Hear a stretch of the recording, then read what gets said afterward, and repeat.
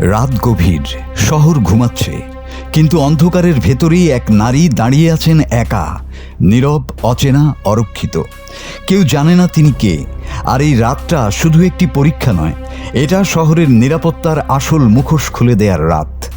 রাত বাড়তে থাকে আর একলা নারীকে দেখে এগিয়ে আসতে থাকে একের পর এক পুরুষ।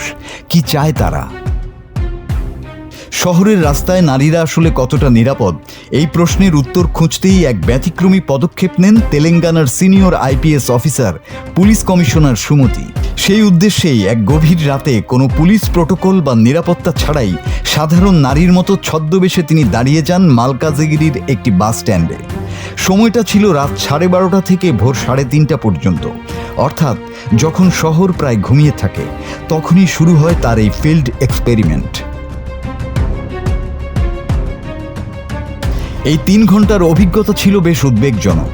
কমিশনার সুমতির তথ্য অনুযায়ী এই সময়ের মধ্যে প্রায় 40 জন পুরুষ তার কাছে এসে বিভিন্নভাবে তাকে উত্ত্যক্ত করে এবং কুপ্রস্তাব দেয়। এদের মধ্যে ছিল গ্রস্ত ব্যক্তি, তরুণ, এমনকি কিছু শিক্ষার্থীও। কেউ কেউ প্রথমে সাধারণ কথাবার্তা শুরু করলেও পরে আচরণ অশালীন হয়ে ওঠে। সবচেয়ে গুরুত্বপূর্ণ বিষয় হলো এই পুরো ঘটনাটি ঘটেছে এমন এক পরিস্থিতিতে যেখানে তিনি ছিলেন সম্পূর্ণ একা এবং সাধারণ পোশাকে। কেউ বুঝতে পারেনি যে তারা যার সঙ্গে কথা বলছে তিনি আসলে শহরের একজন শীর্ষ পুলিশ কর্মকর্তা। এই পর্যবেক্ষণের পর পুলিশ প্রশাসন দ্রুত পদক্ষেপ নেয়। ইতিমধ্যে বেশ কয়েকজন অভিযুক্তকে শনাক্ত করা হয়েছে, তবে তাৎক্ষণিকভাবে কঠোর শাস্তির বদলে তাদের থানায় ডেকে কাউন্সেলিং করানো হচ্ছে এবং নারীদের প্রতি সম্মানজনক আচরণের বিষয়ে সতর্ক করা হচ্ছে। কমিশনার সুমতির মতে শুধু শাস্তি নয়, মানসিকতা পরিবর্তন করাও জরুরি। সমাজে নারীর নিরাপত্তা নিশ্চিত করতে হলে আইন প্রয়োগের পাশাপাশি সচেতনতা তৈরি করতে হবে।